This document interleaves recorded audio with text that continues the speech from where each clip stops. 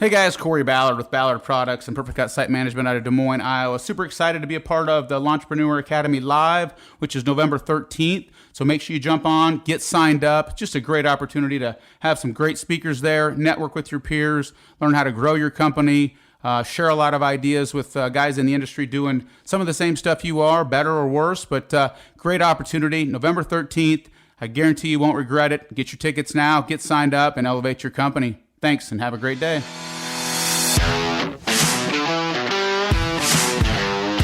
You're now listening to the Fullerton Unfiltered podcast.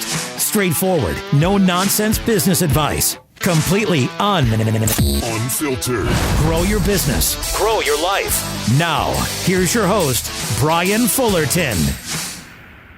Hey, what's going on, guys? Welcome to another episode of the Fullerton Unfiltered podcast. It is your host, Brian Fullerton, here, hanging out with you guys. Well, good morning. Well, today we have a special guest joining us all the way from the other side of the world. We have an Australian guest on. All you Aussies out there that are kicking butt, mowing that grass and making that cash. We have none other than James Miotto on the podcast with us. James, good morning or afternoon, or what time is it over there, brother? Hi, Brian. Thanks for having me. It's currently just turned 1 o'clock, I think. 1 o'clock in the afternoon. 1 o'clock in. Yep.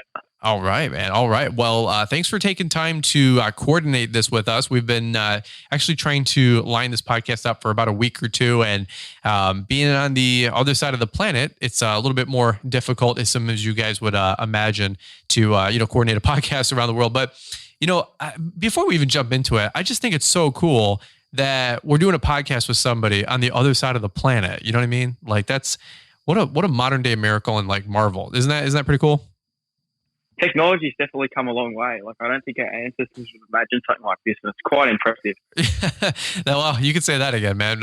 Just 100 years ago, they were running copper lines, and people were making fun of electricity and the telephone. And nowadays you can FaceTime somebody on the other side of the world, or use WhatsApp or all these other different. Instant. Yeah, it's absolutely crazy, man. Well, let's do this. First off, shout out to all my Australian friends listening in.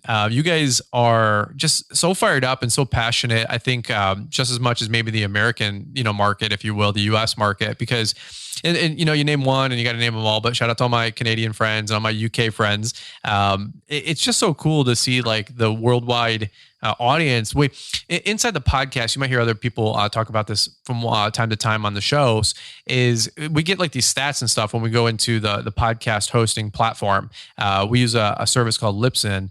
And so we can see where you guys are streaming the podcast from. And we've hit, I don't know, like 100 of the 200 countries on the planet. It's crazy. We've had people listen from Zimbabwe to, all different parts of Africa, to New Zealand, to, other international companies like Alabama and Kansas. That's a joke, by the way. So we super appreciate you guys listening in. But one of the bigger markets after, I think it's US, then Canada, is Australia.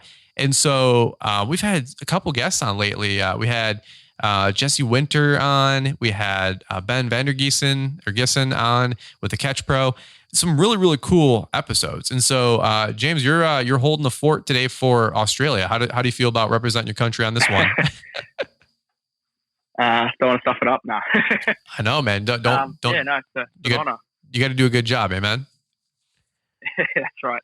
There you go. Well, let's do this really quick. What's your just some quick stats here before we kind of get into your story a little bit. But we've been messaging back and forth on Instagram and Facebook. So you're 15 years old, and what's your business and your startup story look like right now? I'm currently 15 years old, and I work with my dad. He's the one who drives me around because at this age I can't obviously have a driver's license. So we've got a 8x5, or I guess you guys call it a 5x8. It's like an Australian-style mowing trailer. Mm-hmm. A couple of push mowers, residential Toro zero-turn, a couple of trimmers, blowers, etc. And we just go around. We do around 40 properties in the local suburbs. Wow. So, yeah, wow. That's how it's looking at the moment. Wow, that's actually really cool. And so does your dad run the business full-time, or is this like a side hustle for him as well? He currently works full time, so we just do it on the Saturdays. Like, it's just a thing we do together. But he's looking at moving into it full time in the coming months. Wow, no kid. That's really, really cool. It seems like the Australian like lawn care landscaping industry or business is really growing and taking off. Like a lot of people are becoming professionals in gardening or lawn care. Is that kind of like what's happening over there? Every time we go out, like I'll see, sometimes 5 to 10 other mowing contractors out, like just on the road. So it's definitely very busy. There's a lot of new businesses because I feel like people maybe either getting laid off or want to make some money on the side or something like that. So it's got quite a low barrier to entry. So pretty much anyone can get a mower and some basic stuff and then give it a crack, which is a good and I guess a negative thing depending on which way you look at it. Yeah. Yeah, no, absolutely. Well, that's really cool. Well, I noticed more and more of you guys popping up on Instagram, more and more of you guys commenting from YouTube, and then also have your own like YouTube channels, which is really, really fun. We learned from Jesse that you guys call them whippersnippers. If is that true? That's right. That's correct. That's I swear there's nothing still more fun to me than like hearing a 12, 14 year, I forget how old Jesse was, but hearing a young lad say whippersnipper, it's adorable. So I don't know why. It's just funny hearing you guys with your accent. But do I have an accent? Obviously, being American and US. I'd say so, but that's only because I'm not used to it. I have people say that I've got an accent if it's in Australian, but I don't know. Maybe it's just what I'm used to. Yeah.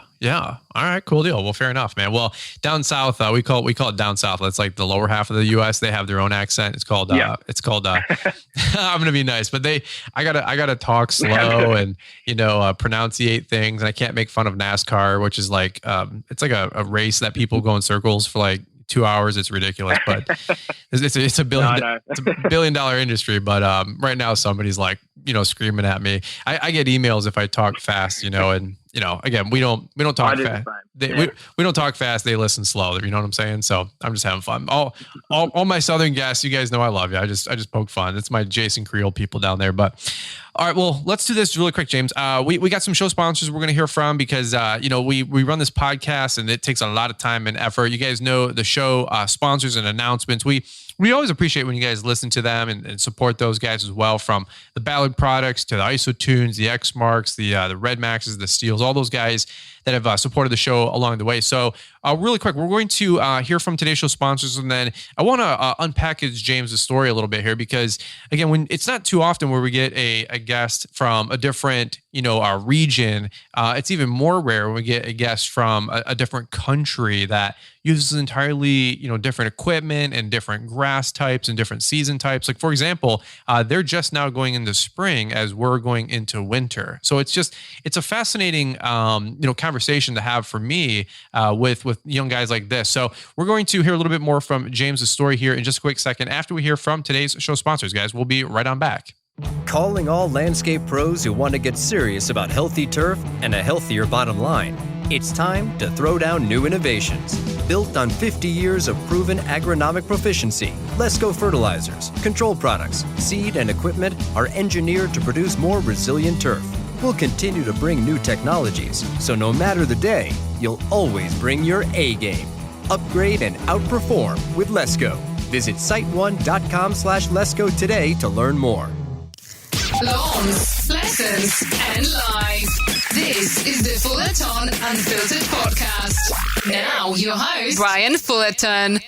All right. Well, we're going to go right on back to James. James, we are going to hear a lot more from your story. I've been rambling for a little bit here, but just kind of setting the stage a little bit. But so go into your startup story here a little bit, man. It's again, you said you're 15 years old. So have you guys been running the side hustle for a while now, or is this something new in the last 8 or 9 months, or what's your guys' story?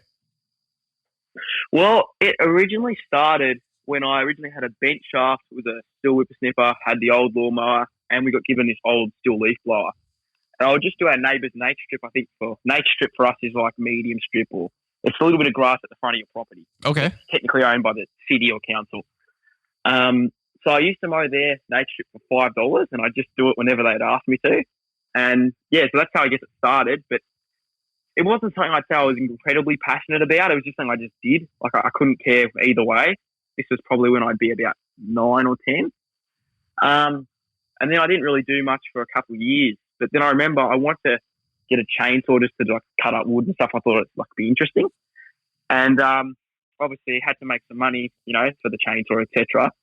So I went and knocked on my neighbour across the road door, and I was just like, "Hey, is there anything I can do for you?" And he said, "Yeah, no, we'd appreciate it because we were coming into autumn. If you could clean up some of the leaves, because they have a really, really large tree out the front that's obviously deciduous and makes like a huge mess." Mm-hmm. So that was my weekly endeavour, and I'd be there for about 2 to 3 hours, $20, just raking and bagging leaves. So that's how it started. And then eventually from him, I started picking up the lawn mowing, and I maintained the lawns and a few other odd jobs like trimming trees and sort of stuff like that. Then I got myself my second job, which was in my street. So my dad came up to me and said, "Oh, there's this lady on the road who'd be interested in getting you to mow the lawn. And like, as your second customer, this is like a big deal." So I remember going down there. I had a chat to her, and I ended up doing that one. I think I started doing it for $15. It's just a small, once again, nature strip and little front yard. And I still have her till this day. So it's quite interesting because she's seen the progression through my business from when I really was at the very beginning, and I've worked my way up. Not saying I'm, there, because I don't think anyone can ever say that they're completely happy with where they are. But she's seen the process and the fact that we're, building the business, which Absolutely. is really interesting. Yeah, that's awesome, man. Well, I was just going to say really quick, I'm learning a bunch from you, and I we learned from Jesse that trimmers are called whippersnippers, and we're learning that the boulevards are called nature strips, right? So if you guys can remember any one thing from this podcast, nature strip, okay? So we're learning the lingo, man. Every industry has a language or a lingo, right? And so we're teaching these guys lawns lessons life, but we're also teaching them language today. So whatever. So okay. So now when did your dad get involved with the side hustle as well? Was that something in the last few years, or did you join with him? Was he already doing it on the side, or what was that whole story like? Well, I initially started the business, and up until around February of this year, I was running it pretty much completely solo. Oh, okay. So cool. The reason we got the Toro, little Toro Joe turn is so I can put like my cart on the back of it and tow it around. So it was similar to, I think, Jesse's setup. Yeah. So I just put a little push mower, couple of whippersnippers, leaf blower, and I just cruise around the local area within around a 2 kilometre or I think it's 1.6 mile radius. And I built up about 25 customers within about 1.6 miles of my house. I guess I'm saying that in so you guys can sort of understand, because kilometres and miles can be a bit funny sometimes. Right. But that was how it went up until around February. And then, given that my dad was going to maybe look at pursuing this more full time, I thought, well, if we work together and we can get an idea of how we work together, and for him what it's like to, move around the properties, do all the different parts of like the service and stuff, and speak to customers and stuff like that. So now, given the fact that he's been involved, we've been able to upgrade to an actual lawn mowing trailer. We've also been able to expand our radius a lot more, so we can take on a lot more work as well as a lot more volume of work. So that's been a godsend, really. Yeah, that's really, really cool. So now, how do you balance helping your dad? I would imagine he's got his job, and then you have school. So are you guys in school, or how do you run the business? Because 40 clients on the side it's a lot of work.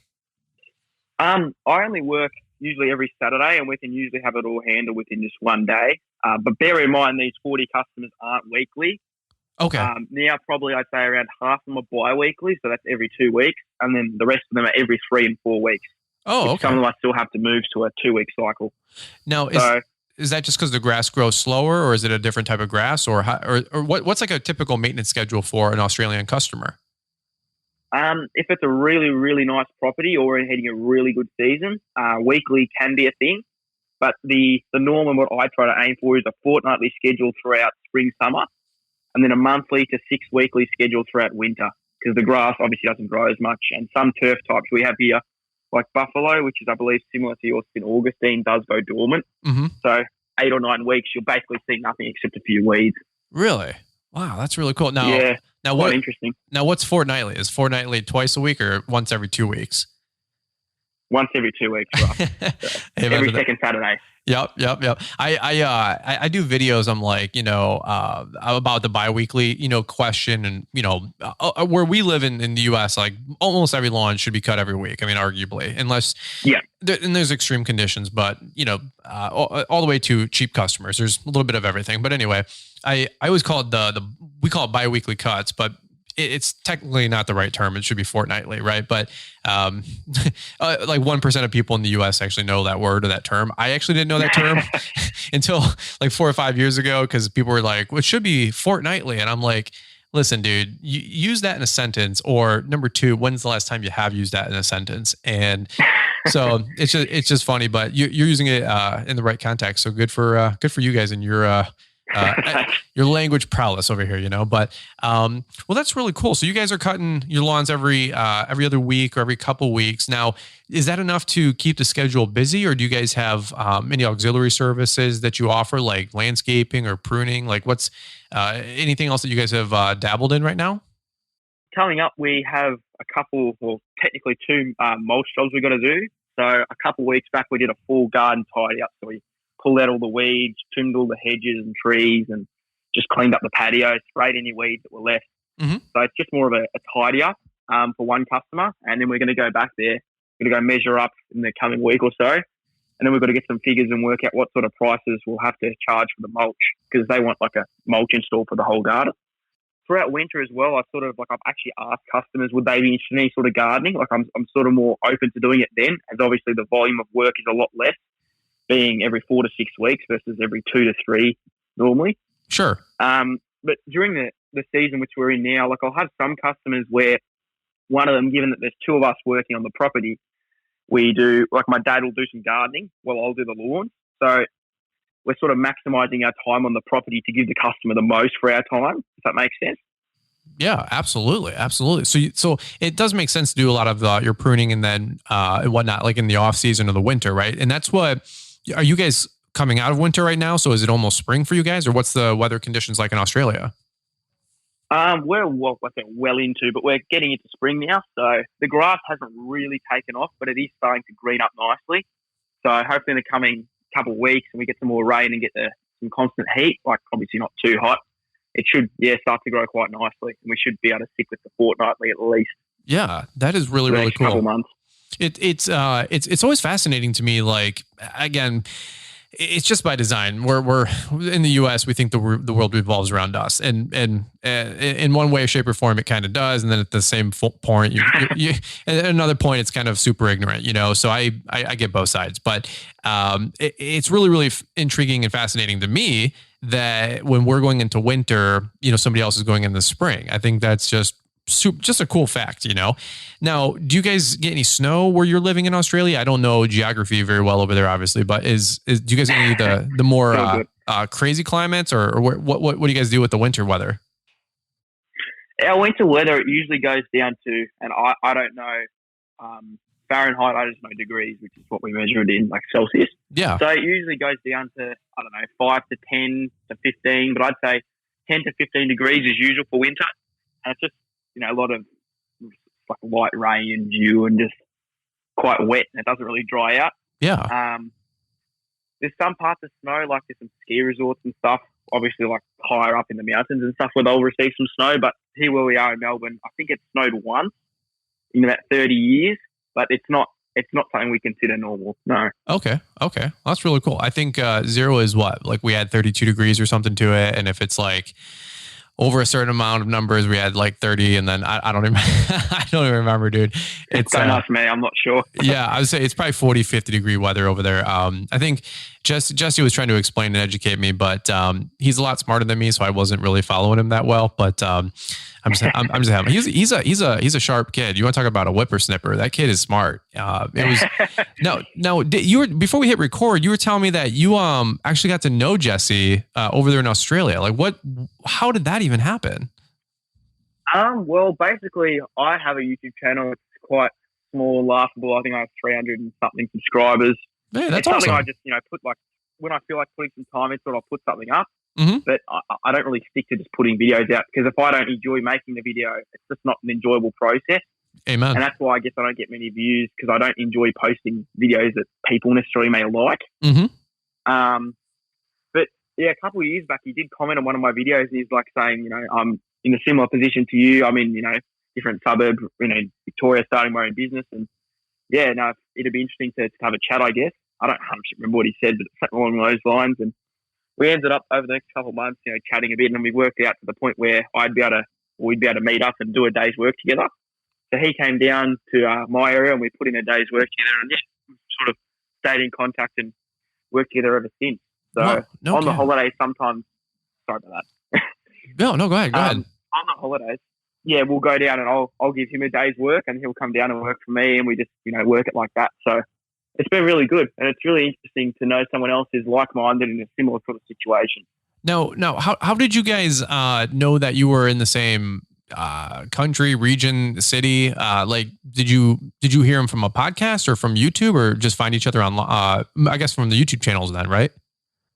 Yeah, well, he commented on my YouTube channel saying that I'm also in Victoria, which is Victoria, Melbourne. Victoria is the state, Melbourne's the capital of Victoria, if that makes sense. Yeah. So he said, yeah, that I'm in Victoria and in this suburb, and yeah, so I knew it wasn't too far away. Isn't that crazy? That's awesome, man. It's oh, it really is. Yeah. Well, I there's a couple guys, Jack Hamilton, he listens to the show. He's from Australia. And did you happen to listen to the episode a couple weeks back with Ben Vandergissen that we had with the Catch Pro? Yeah, I do remember listening to that. That was a good episode. Yeah. Very interesting story. Yeah, it's crazy. Just how many people are the lawn care community. We talk about this, like the lawn care community, and it's not just this like U.S. thing, you know. It's I don't know. Lawn care people are just different. Like, we just enjoy the hustle, and it takes a special breed and a special commitment, and dealing with all the crap and the workload. But it's a fun industry and fun business as well, in my opinion. And it's really cool. I agree. Yeah, it's really cool seeing like the folks from the U.S. to Canada to the U.K. to Australia, just kind of fellowship and build these online platforms, whether it's YouTube or using Snapchat or Instagram. I think now were you saying that you keep in touch? You guys have a growing Australia community on Facebook. What was that about? I'm sure Ben mentioned it. So it's called like the Lawn Mowing Contractors of Australia group. It's on Facebook, so it's a normal Facebook group like Lawn Pros and the other ones. Mm-hmm. And it's really good because you got a few other like people who sell different equipment, like the ambassadors, well, not the ambassadors, but some people who work for, say, Hustler, Skag, Toro. So you got a few reps on there, and you've got a few people who can get you stuff, if that makes sense. So if you want to buy, let's say, parts, there's people on there like suppliers which can hook you up, and you obviously get looked after a lot better being part of the community. And they'll do like group discounts for products and all sorts of stuff like that, as well as just, you know, generally just being able to hop on there, put up a question and get a bunch of answers from a bunch of like-minded people. Yeah. Which is always great. Yeah. How is the like the lawn care community or like that Facebook group, for example, has that helped you grow your business, like actually make more money or learn new things? Like what's it done for you? Yeah, I'd say it's definitely been influential with some decisions, and it's good to always get a second opinion. There's some things on there where we all operate our businesses differently, and I think that's the beauty of it. And sometimes some people will have a different opinion to mine. So sure. There's some, you know, people who differ like that, and that's what it's about. You know, if you can have a conversation and respect the other person's opinion, that's what you're going to be able to do. That's actually very mature, what you just said at 15. I know 35-year-olds in America that don't want to have that conversation or can't even have a conversation. So good. Don't lose that.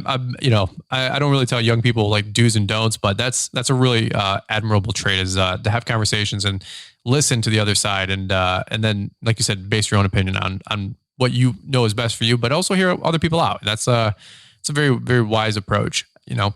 Let me ask you this: with where you guys are at right now, between you and your dad, where do you guys see the business going over the next couple of years? Obviously, you have a couple more years of school, and then are you doing university, or what are you guys doing after that?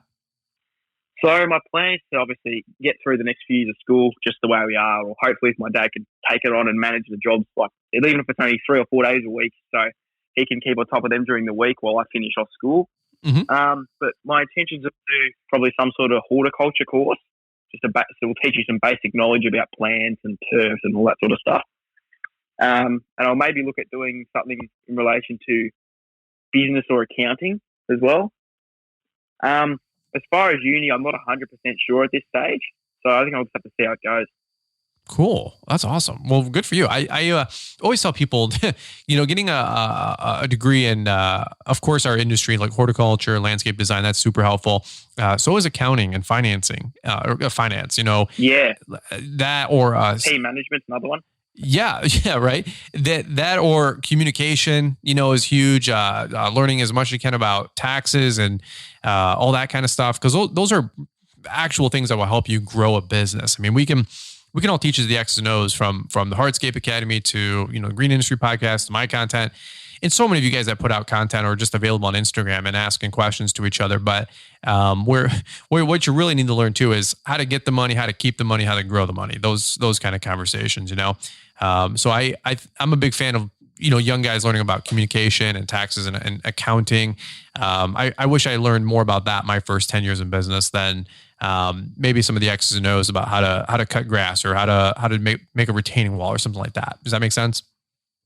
Yeah, for sure. Because I think there's a few aspects to running a successful business, and you've got obviously the technical, the in the field sort of stuff, like how you use the equipment and how you obviously attack the properties. Yeah, if that makes sense. Yep. Then you've got, I guess, your bookkeeping and all that sort of stuff, and your business sort of knowledge, like working, I guess, hourly rates, quoting, all that sort of stuff. Mm-hmm. And then you've got your marketing and design and advertising. So there's sort of three categories, and you've got to have a right mix of all of them. And that when you bring all that together, that really makes it work.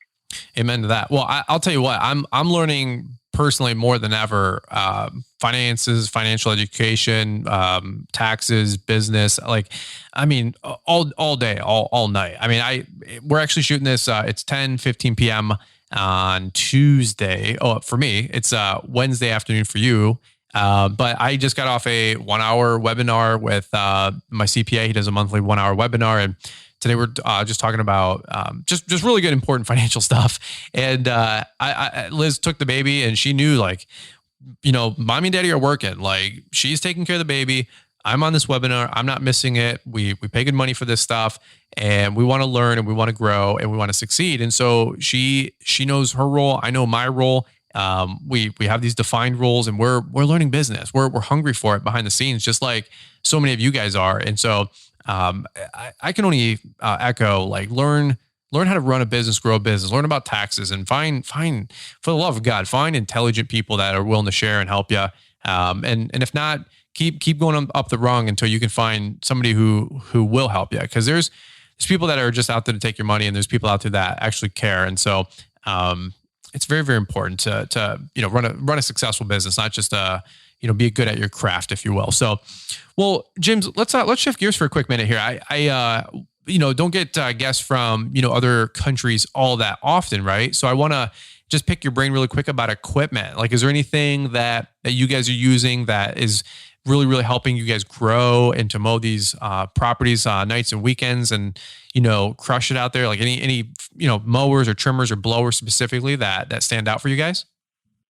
A couple of big purchases that I'd say have really, really helped me with my business. I'd say number one, and probably in this order, will be a backpack blower, because over here the norm is usually just a handheld blower, a push, not self-propelled mower, and then you've got obviously a trimmer or whippersnipper.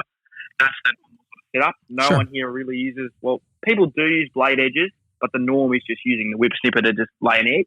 Okay. So number one for me would definitely be a backpack blower, because it just gives you the ability to, when you're blowing all leaves and stuff, and let's say the gutters, the curbside, it's full of leaves, you can just push it onto the lawn and then just mow over it. And the time you can do that in, it's a lot better versus trying to use the handheld blower. And I feel like it gives you the ability to give the customer a better result, but still keep your times down. Also, if it's wet, I feel like it makes it easier to get stuff that's stuck on the ground off the ground, so you get a clean finish even if it does start to rain. Because that happens to us all, at some point. Mm-hmm, mm-hmm. Another big purchase that's been really beneficial and really sets me apart from a lot of the other people is having an actual bladed edger, which I do use for majority of my jobs. Because there is a difference. We can argue about this all day. It's just I guess for you guys, a Ford and Chevy argument. But You can do a good job. There's no argument there, by the way. So, but yeah, the Chevy guys try. They make a lot of noise, but I'm just kidding. Everybody relax. You know what I'm saying? But I've got to watch what I say on here. Whatever. I don't care. I'm an equal opportunity offender. If it works, I'm happy. I mean, like I said, my extent to my Ford purchase came down to 2 words: A plan. So I don't, I couldn't care less. But well, in a blade edger, you're talking about like an edger, not a whippersnipper. You're talking about like a metal. No, yeah, dedicated edger. No, so not everybody uses those on the nature strips or the driveway. You're saying? Well, usually around here they'll just flip the whip snipper, just trim it over, and then they'll just lay like a vertical edge, which I've seen you guys and Connor and them on YouTube, just sort of like that. Yeah. Stick edges aren't really a big thing over here. Okay. We can't actually buy dedicated stick edges. They don't sell them. So our only option is a multi-system attachment. So say you're your Stihl Combi or your Echo Pass system, you just go the attachment for it. Why is that? Another big thing. Oh, sorry. No. I don't know. Maybe they don't think there's a market over here. Huh.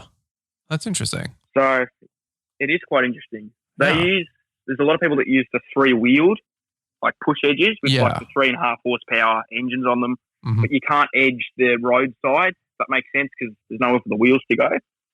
And the other type, which is quite common, well, not quite, but it's quite well liked, is an Australian brand. It's called Adam.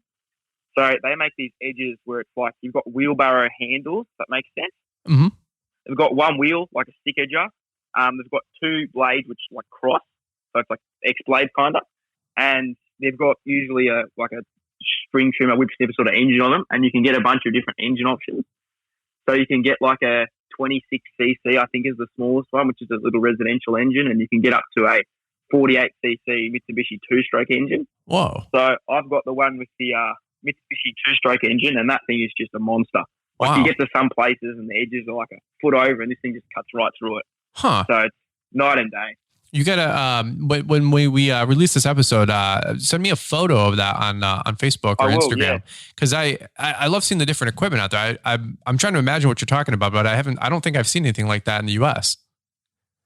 It's quite peculiar. That was my first thought when I saw it, but I can't knock it for performance. Sure.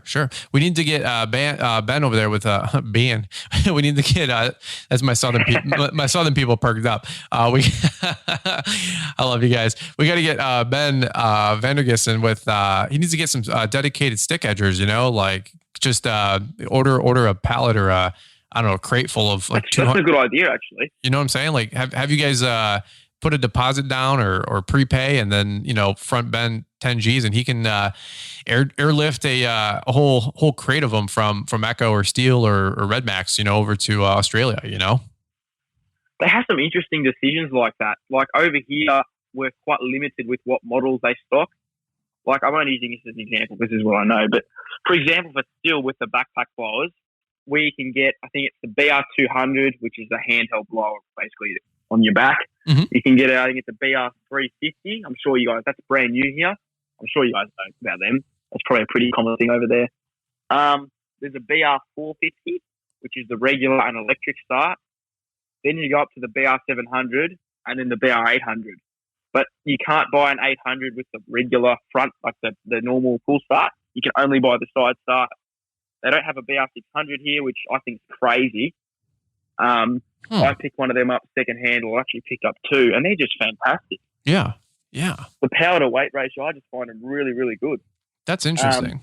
But yeah, they don't sell much stuff over here. And it was like, if they had one of them new, I would literally pay probably $1,000 for one if you could have bought a new one, which over here is about standard. The BR700 goes for $1,000, but literally, like, I reckon there's a large market that they just don't realize. Wow. No kid. Yeah, that is always an interesting conversation. It's always like, is there money to be made? Right. That's always the conversation. Is the juice worth the squeeze? Is what they'll say in business, right? And it's almost like the chicken or the egg thing, like which came first, because there's a growing lawn care industry and business over there, and it's like, well, we don't know if there's a market. Well, which is going to come first, the market or the tools and the products? And it sounds like it's true. It sounds like the more you guys have that Facebook group and the advocacy to have other companies pay attention, the more noise you guys make, the squeaky wheel gets the grease, right? So it's really, really cool because I've seen your guys' equipment grow. Like what's the mow and grow guy? Martin? Yeah. Martin. Martin Safidi. Yeah, he's the first guest I did probably about a year ago now, and he was just he's a really nice guy, just genuinely good person, good-hearted dude, and he's got like just a really cool equipment setup working with Toro, I think. And oh, sure. Yeah, but he's like the exception, not the normal. Like a lot of guys are still using push mowers and weed whips, and he's got a lot of really cool equipment. So do you see more guys growing their rigs and adopting this cooler, more efficient equipment, or more guys just kind of old school and using, like you said, flip edge and push mowers? Over here, like especially on the Facebook group, there's a lot of people from Skag on there, and due to the fact we have quite tight access with yards, the 32-inch stand-on mowers have been a really big thing over here. Okay. So heaps of people have been getting I think it's the V-Ride stand-on, the 32s. And recently, a local, they make mowers over here. It's called Cox Mowers. And they've been importing the right standard B32 and obviously the other sizes. Yeah. So between those two and the Gravely, we've got quite a few options now when it comes to like small gated mowers. And that's been a really, really good choice. Another one that I feel like is really, and I'm looking to myself, it's a good option, is the 30-inch walk-behind mowers. So the Turf Master and the Time Master, because we do not have the X-Mark Commercial 30. Okay. That's another example of the market thing. They do not put on the Kohler engine. So the Turf Master only comes with the Kawasaki. There's no option for the Kohler. Really? Yeah, I've contacted some Toro reps and they say they've got no plans of bringing them over here, which just drives me nuts because, like, if they had that, I would buy one without even questioning it. Well, I'm going to see. Obviously, they don't.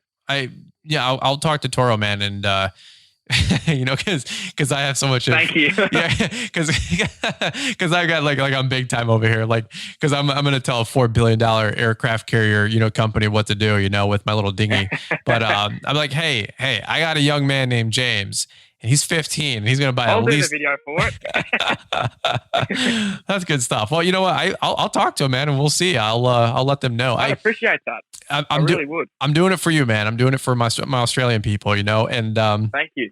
Yeah, I mean, the irony is that when you guys are probably chuckling along a little bit with me. I'll let you guys know just honestly, like I talked to quite a few of the companies. Very, very blessed to have these connections. I've worked hard to build these friendships and connections, but sometimes they listen, sometimes they don't. And even Mr. YouTuber, Mr.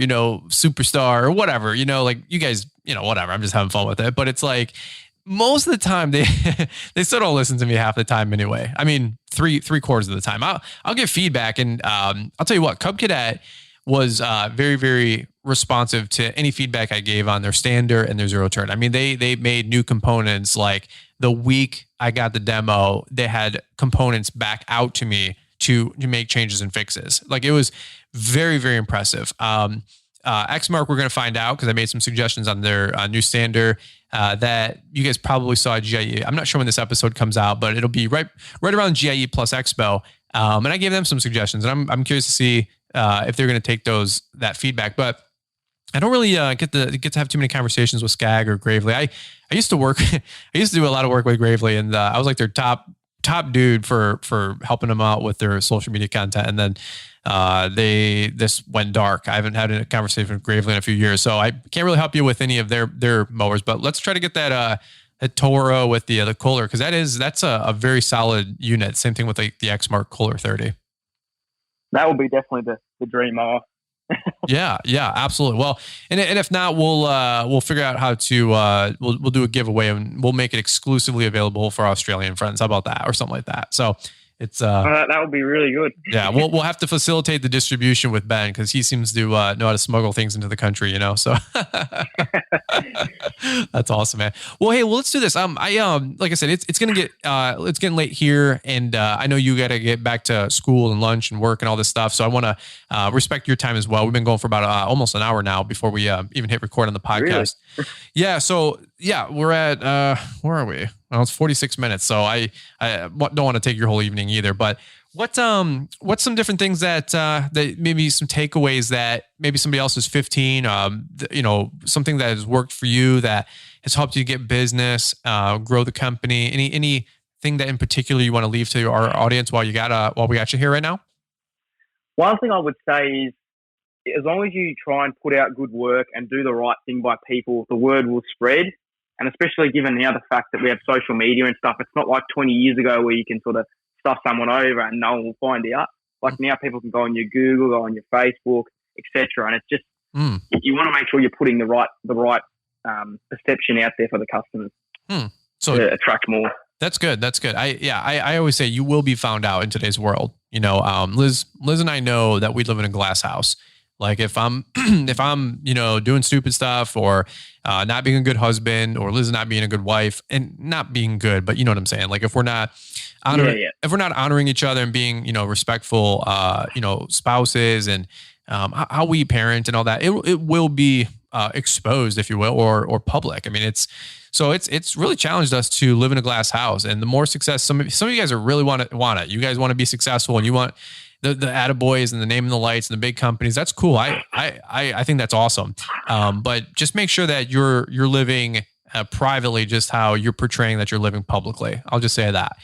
Because, I'll tell you straight up, we had a customer, they're good people, out of nowhere. I did end of month billing, just about a week ago, or a couple weeks ago at the time of this recording is probably coming out. Did end of month billing, and he said, "Hey, can you refund this and then charge my wife's card on file, or my ex-wife's card on file?" And I'm like, "Yeah, dude." I mean, Escalades in the driveway, nice Cadillacs, beautiful home, beautiful family on Facebook. We're all friends on Facebook. I'm friends with a lot of my customers on Facebook, and it's just the least likely people.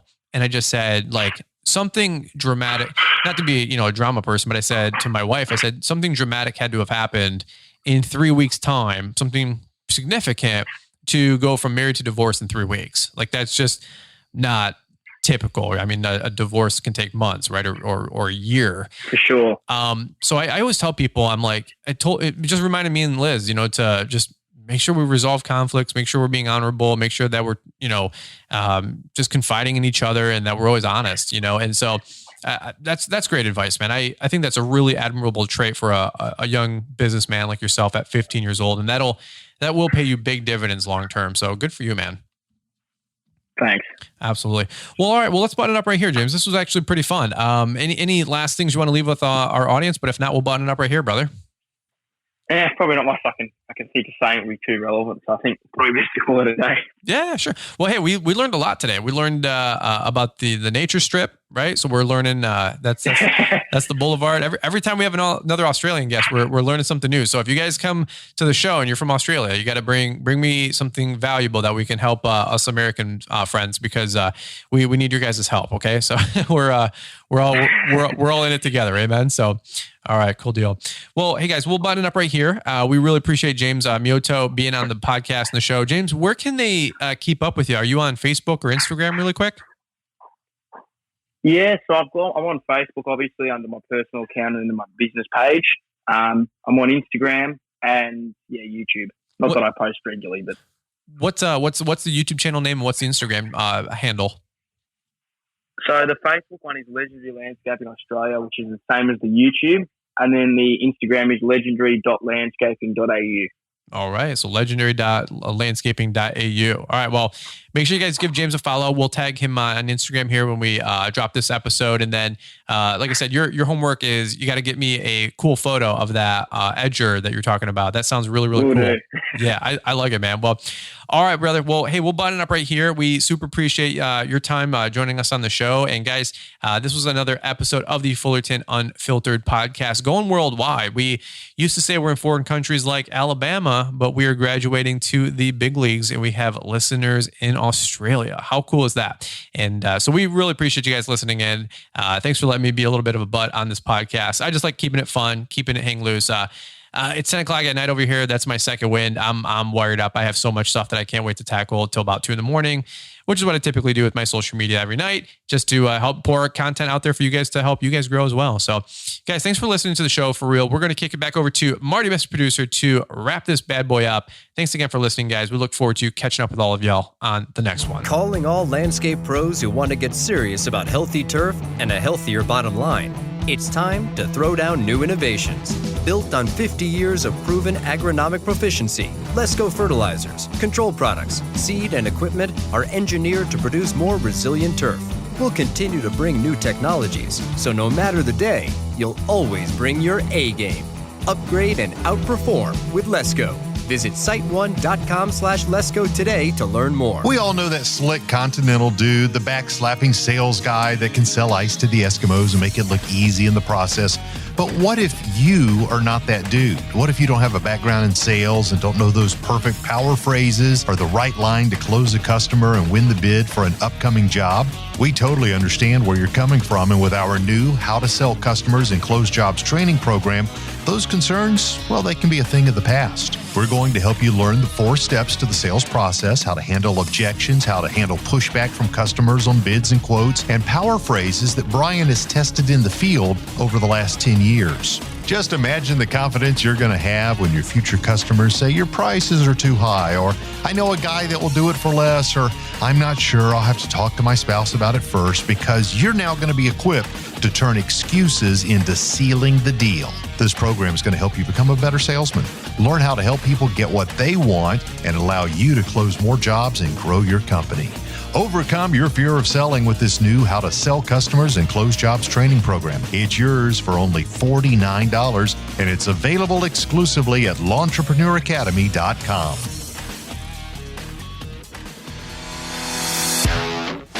Thanks for taking the time to listen to the Fullerton Unfiltered podcast with Brian Fullerton. We hope you enjoyed this production. If so, please consider leaving us a 5-star review for the show. While the techniques and ideas presented here are designed to help you grow a more successful and profitable business, no one can guarantee these results for you. We want to emphasize that entrepreneurship is not easy, and the ideas presented here are just the opinions of Brian Fullerton and his respective guests. No one can guarantee success for you. That being said, we hope the ideas presented here help you and motivate you to go on out there and crush it with your own business. Fullerton Unfiltered Podcast. Thanks for listening, and we hope to see you on the next episode. This has been a Brian Fullerton and Mr. Producer production.